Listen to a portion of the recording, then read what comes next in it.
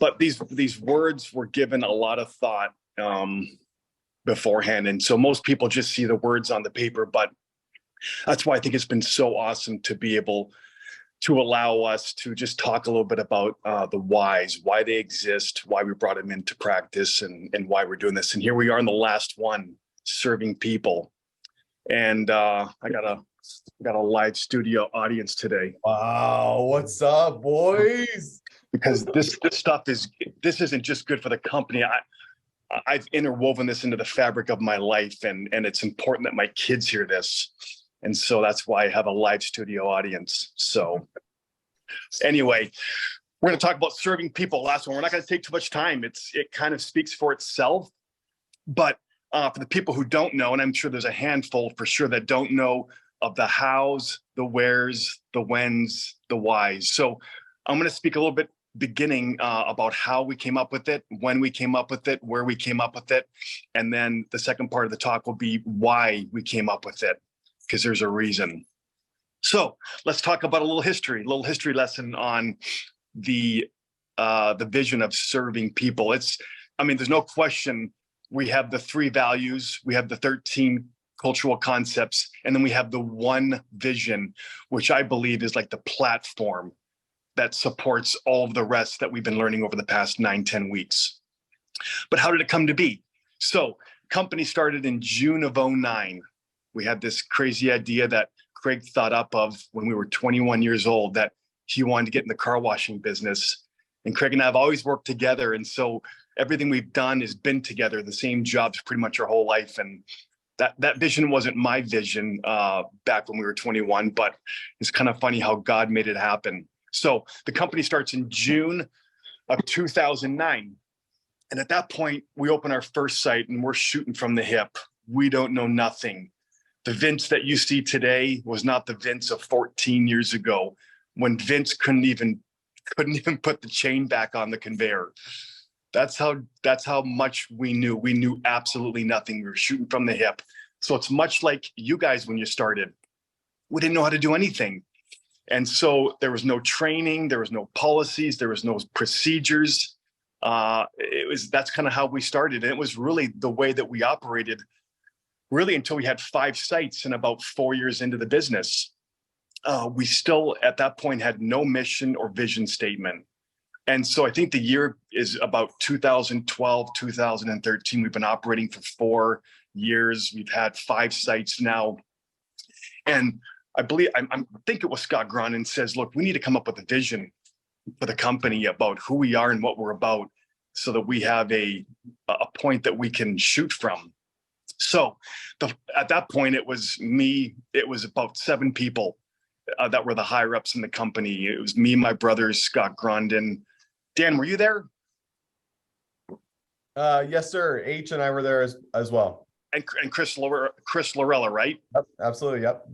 So that's about 7 or 8 people. We all met at my brother's cabin up north in Arizona, up in the pine trees. And our only focus at that point was to come up with a vision of the company. So we took a whiteboard up there, an old-fashioned whiteboard, and we were just whiteboarding for the weekend. And we came out of that 2-day meeting up in the mountains with our vision. And the vision was 2 words: serving people. Mm-hmm. And so that's how we came up with it. It was that simple. It was a necessity at that point. And so, hey, Mark, real quick, I just want to interject. I remember when you figured out, I forget who came up with the word, but we talked about serving, and we're like, okay, well, what do we do when it's not customer service? It's not, okay, well, is it like, is it the staff? It's like, no, it's not just the staff. And we're serving was the word that we really nailed on. And they're like, but who? And then it's like, serving people. Like it came off the tip of the tongue. And then it's like, all of us were like, that's the one, that's it. That's the one. So it was sweet. Yeah. Good job, Dan. You start to forget after a decade, but that's now that I remember that. And we were all excited because it seemed profound, but it took us a couple days to get there. Yeah, it's amazing. 2 words. This extremely simple 2 words. Yeah. So although it is extremely simple, they are profound, and that's what we're going to get into as the why. Why did we come up with these words? You know, that's what we're going to get into the second part of this talk here. So why serving people? Why would we make that our vision out of all the visions in the world that we could possibly have? I got three visions here I want to go over, and it's three of the largest companies in the world, and we're going to listen to their visions, and it differs from ours. So you got Apple's vision to make the best products on earth and to leave the world a better place than when we found it. And you're going to notice that each of these visions of these three top companies have the same word. So to make the best products on earth is Apple's. Google's vision to provide access to the world's information in one click. And Amazon's vision to be Earth's most customer-centric company where customers can find and discover anything they may want to buy online. So it's all about Earth, making the best things on Earth. Why did we choose serving people? That's what we're going to get into in the second part here. This is why. Because we believe that the people that were in that meeting those 2 days believe that people are of greatest value. And that's why we want to give our lives to people. And there's some reasons why we came up with that. But it's because we value people. I like what Craig has said a long time ago that really stuck with me, is that the only goal is to teach his kids that people are of greatest value. And so when Craig would tell the story that when somebody comes to the door, his kids knew, you better get off the electronics and you better go up to that person that comes to our door and greet them and shake their hand. And if you don't know them, go love them enough to go proceed to them first and tell them your name. So that's why we came up with it, because people are of great value. We truly believe that if we give our lives to this endeavor of serving people, we're going to be a success, which is the other reason why we chose this vision, is because I want to be successful. I think everybody on earth wants to be a success. Would we all agree to that? No one wants to live life and be a loser. So we came up with that vision because we want to be a success and we value people. So during that time when we were coming up with that vision, I'm a man of the word. I love the word of God. And these verses kept coming to mind as we were developing this vision of serving people, which is why I love it so much. But I'm just going to read two verses. And please, I don't want this to be a sermon and to preach to you guys, but I'm just letting you know what is so valuable to me. So in Matthew 21, you have a story. And I love the story because it's about a mom of two disciples of Jesus. And the mom is kind of a bold mom. Many of us probably have moms like that, where they want to make decisions for our lives. This is one of those moms. She comes up to Jesus and she says, "Hey, Jesus, I want my sons in your kingdom. I want one of my sons to be on your right and one of my sons to be on your left. Basically, I want them to be first and second in your kingdom." And Jesus says, "Well, it's not even for me to give that. That's for my Father in heaven to give that." But he says something that is extremely poignant. And I believe it's the key to life. These two verses that you can skim over so quickly and continue reading, I believe are two of the greatest verses in the scriptures, because it tells us how to be a success. And we all want to be successful in life. These verses are found in Matthew 20, verses 26 and 27, and I'll read them.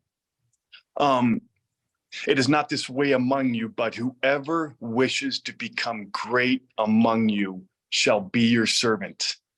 And whoever wishes to be first among you shall be your slave." So that's the key words. That's what I believe the key to life is. To the extent that we become great in God's economy is by giving ourselves to other, and that's loving people. So if you want true success in life, then it's important to define what your definition of success is. I would say a lot of people define success as it's going to come off the tip of your tongues, right? We define success as power and money, don't we? That's the way the world defines success, is how much money do I have and how much power can I get? The problem with that definition of success is if you give your life to that, for most people, 95% of the population, success will elude you your entire life. And you'll spend so much time trying to get it that later on in life, you'll be disillusioned and you'll be exhausted because you never attained it. As well, if you make success connected to money and power, then you will use people to get what you want. And that is an exact opposition to being able to serve people, because you can't use people and serve people at the same time. They're opposites. So let's come up with the definition of success. This might help connect it. I believe the definition of success, I loved this one, is the progressive realization of a worthy ideal. Success is the progressive realization of a worthy ideal. So to put in layman's terms, that is, anyone who knows where he's going becomes a success. It's purpose, which is exactly what we did in that cabin in 2013. We had a shotgun effect of what we're trying to achieve, but we laser focused it into one thing that we're going to become really good at, and that's serving people. And it's not something that I think we'll ever attain, right? Because the definition is it's a progressive realization. It's something that we're doing along a lifetime, and it's a worthy ideal. And I believe that this is why 95% of people never become a success, because they've defined it the wrong way. They're going after the wrong things in life, and they've never defined a purpose for their life. So man, purpose is important. Be thinking about what you want to be about. If you don't want to adopt the vision of serving people and believe the words of what Jesus said, that you can become great by doing that, that's fine. But then for you yourselves, come up with a worthy ideal in life and then go towards it, and you'll become a success, I promise. Because remember, we talked about attitude, that you'll become what you think about. If you're thinking about these things, you're going to act on them, and it will happen. Yeah. Hey, Mark, that's really great. I love that idea, because you can think of like, there's people that live very simple lives, but they're very filled and profound, and they made impact in other people, but yet they've only made, $20,000, $30,000 for their whole life, but yet they live such a fulfilled, good life where they're happy and joyful. And yet, but to other measures of success, they fell well short. And so you're right. It is about the perspective of I wouldn't say the race that you're running, but the goal that you want to achieve. That is how you will measure your success. That you had a goal that you was worthy of was proper worthy of going after. Yeah. And you talked about a race. We're going to get into that, because you said it's not about that, but I believe actually it is about that. So that's fitting that you said that, Dan. Thank you for this. But young people, I believe a lot of young people believe that life is about fulfillment. And man, what I've learned in the 49 years of life that God has given me is that life is about longing. It's not about fulfillment. What I have found, that there's nothing in this life that will ultimately fulfill you. And so it's about longing. And we'll talk a little bit more of that to make sense of that. But it's like being on a train, and that train has no destination. It's got a lot of stops in life, and some stops are better than other, but the destination is the end, the very, very end of life. There's no destination within life. And we're going to talk a little bit more about that as well at the end. So when you understand that this life isn't meant to fulfill, guess what that can produce in you? It gives you hope for the future, and hope doesn't disappoint. And hope is important because it gives you an aim to give something for your entire life, right? If you're not looking for fulfillment, and what young people like in this microwave society, where they want to become a manager the first 30 days of their employment, and they realize that it's about longing and becoming someone that you're not today. Man, it gives you hope for the future. And right, these promises that if you give your life to something worthy like this, you will become a success. Does he mean a success in this life?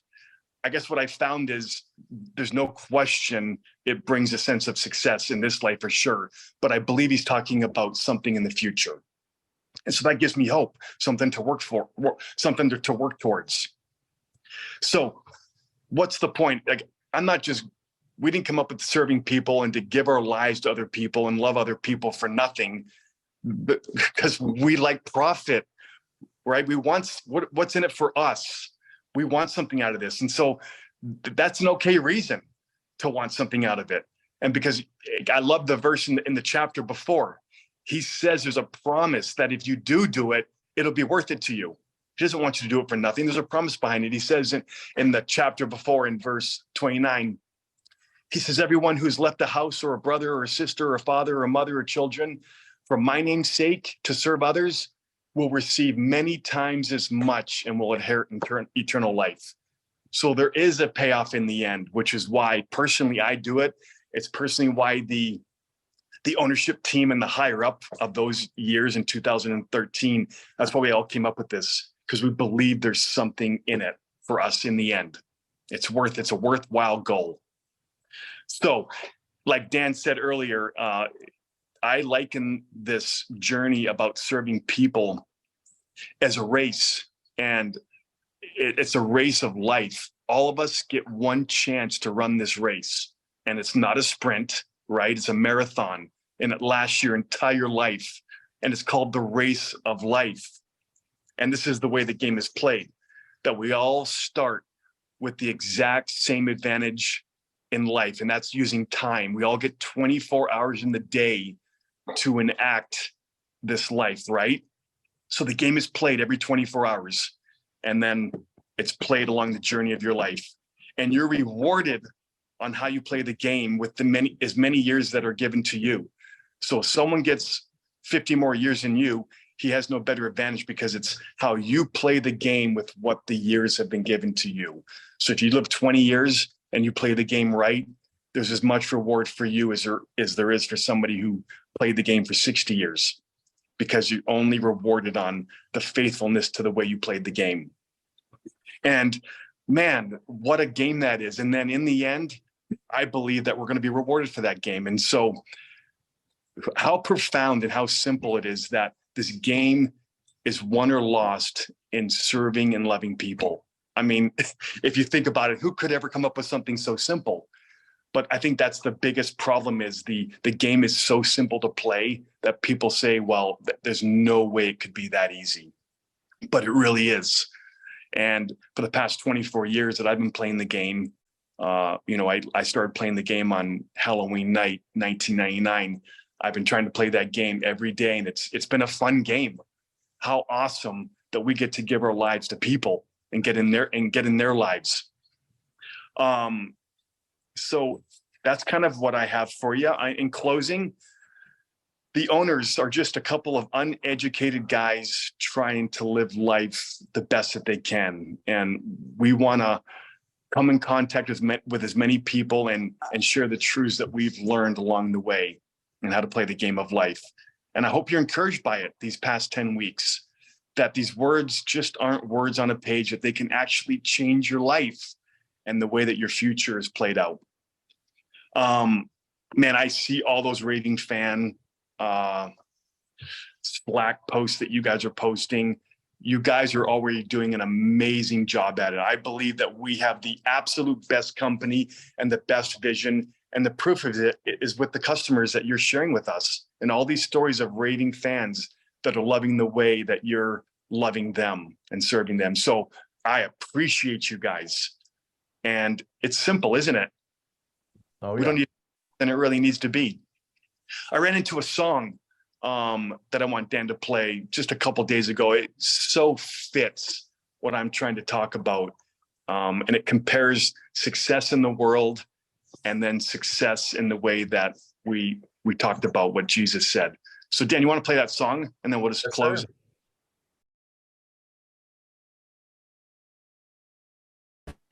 And Andy Grammer said it a lot better than me, didn't he? I like that. That's the point, though, guys, is we serve people because we value them and love them, and we believe that there is a benefit to doing so in the future. That's why I do it. Yeah. So I hope you take that on for yourselves. Now, Mark, I always ask this because this is such an easy kind of question, is that it sounds like serving people has nothing but upside to it. You get purpose. You get reward. You get to feel good. You get to put others above your own. You get to see their successes. You get to grow in the company. You get paid more money.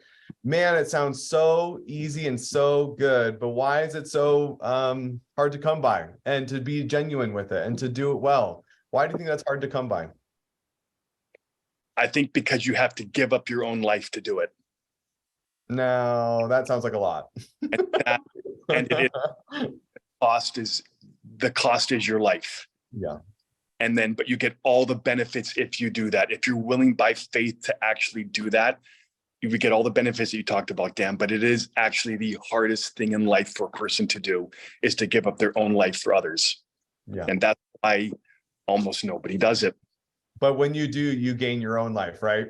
Like when you right. give it up, you actually gain so much more. How counterintuitive is that? It doesn't make sense, but it absolutely is the truth. That you actually, but it makes sense in the practical, doesn't it? Like when we give and we do something, it doesn't make sense on paper, but when you give generously, when you go above and beyond, when you put yourself last, somehow in your heart, you know, wait, that felt good. That was right. That was good. That's like that compass inside of us that it's like, wait, that was purposeful and good. That's like that reassurance and that, oh wait, that was something worth doing. Amen. And you'll never know it unless you do it right. Yeah, because on paper it doesn't make sense. You wouldn't invest in that idea, but when it happens, you're like, wait, that was worth doing. Yeah, I'm not going to expend my life for others. That doesn't make any logical, reasonable, monetary sense. Yep.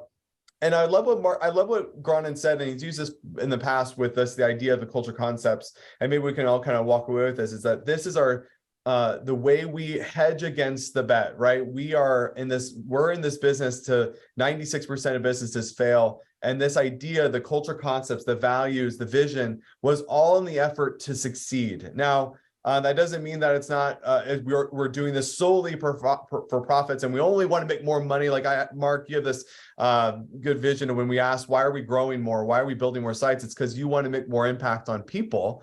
Some people would say cynically, no, it's because we want to make more money. It's like, no, it's that look at this phone call. If we didn't have this vision to grow this business, this phone call it'd be only 10 of us in a room, right? And we'd all be circled around. But like we expanded this business, not just for money, we did it for people. And so that's why we serve people, is for people, not just always for money. It's an interesting balance. Yeah. And it's for people. Yes. People we want to make an impact on, but also that, man, in a worldly sense, right? That I want people to get married. I want people to find love. I want people to be able to buy a home, have a nice car, take vacations. Who doesn't want that, right? We all have a temporal hope that we hope for. But so there's no question I want that for other people, for everyone in this company. And it's a joy when I always see someone buying a new car, someone getting married, someone going on vacation, someone buying a house. That brings total joy to my heart, that God used a dirty car wash to affect that and allow people to have a life that can be a good life, that they can make a life, just like God has allowed us and my brothers and other owners to make a life. So for sure, that's what I want. Yeah. Hey, just want to open up the floor. Does anybody have any questions? Don't be too nervous. I know there's 50 of us watching, but does anyone have anything that they like to ask the ownership? I know Craig's on call. Grondin's on call. Anybody have any questions about serving people? Come on. Oh, Radio silence. It's okay. I'm getting used to it. I just hope that someone's willing. I'll say something. We got Willie. Well, you said that you started serving, you guys came up with the concept of serving people in 2013, and I wasn't part of that meeting, but I've been with you guys since 2006. And I always say this, and every time I'm interviewing somebody, before we even knew what serving people was, the ownership was doing that. Mm-hmm. And I've always got that from day one from you guys. Even when you guys let me go, you were still serving me in that time. It's just like, and even though I didn't see it at that moment, but it's like you always had my best interests at heart, and I became witness to that for the past 17 years. So, dude, thank you for all beating that drum. They're consistent. They're very consistent. I guess, That's awesome, Willie. And what I guess what you're showing is, man, the message has stayed the same, isn't it? Never changed. Never changed. So, Oh, we got someone, Montgomery. oh, yeah. Go ahead. So, well, in this past couple of weeks that I've been, tuning into this meeting, it seemed like, I've been hearing like a consistent theme from all the leaders in this company. And it's like, when they talk about generosity and gratitude and honesty, and it's so nice that they're not just telling us oh, just come to work and just be honest to your coworkers, or just show gratitude to your managers and stuff. They are actually telling us to make this like a lifestyle, something that is transferable. We can something that we can do with our family, our wives, in our communities and different stuff, and make it a bigger difference. So this is really, really good. I mean, I've learned a whole lot, from the leaders since I've been here. Hearing, everybody, tell their story and tell us a little bit about, why these values, are important and why we have to live this out daily. So this is actually, I bought into the business, bought into the company when Justin showed me, like, 7 people is at the heart of the company, because, I've been saved a lot. So when I saw that 7 people, then I saw the cultural concept and saw the values. I'm like, this is a good business, So I just want to keep growing, and I just want to keep learning, and I just want to thank you all for putting this meeting in place, so we can continue to develop, and we can continue to learn, and we can continue to grow ourselves. Augustine, thank you so much, and we've been grateful to have you. But one thing I want to make sure it's very clear, it's funny that all of these words on a wall, like, it's not that novel. Like the idea of honesty or generosity or gratitude, what makes it special is you leaders. Like it's just a vision, but you guys have lived it out as ownership to leaders, to everyone. That's the beauty of it, is that it's not just a bunch of words on a wall. It's become a part of our culture, and I contribute all of that to you guys on the field and as leaders, and even as CSRs that buy in. It's like, it's what's special is that it's not just the words, it's what we actually are doing with them. And so it's special to actually see it in action, not just on the wall. Thank you so much, everyone. Gosh, I see all these faces and like, yep, there's another one that does it. Yep. Isn't it funny, Mark? I can do that too, because it's like, wait, oh yeah, I see Sarah. I love Sarah. She's amazing with serving. And then like, I just look around the whole room and you just start like naming them out. You're like, oh, I love what they do. Like, oh, it's just so funny. Like when I'm looking at this group, it's like, I'm proud of all of them, and because they live it out. And so it's special. Great people. Thank you, everyone. Great. So see you in the field. See you in the field. Craig and I will be in Oklahoma, so we hope to see a lot of you in Oklahoma in the beginning of July. Javion's lighting up. Javion's like, oh yeah. That's good. Can't wait to see you, Mark. Thank you. Mark, thank you. Hey, one more thing I wanted to finalize with is that in The Way of the Shepherd, the final chapter is the heart of the shepherd, and it's the shortest chapter. And the reason why it's so short is because it's like so simple. And the same thing with this. This was by far our quickest call, because it's so simple but yet profound. And so Mark, thank you for finishing off this series. I hope you've all enjoyed it. We're going to upload all these videos to YouTube, so if you would like to rewatch them or bring them up during the weeks that they rotate in, I encourage you to do so, to share them with your teams, because this is for a message for all of us, not just the managers. And so feel free to share. Thanks, you guys. Thank you, guys. See ya.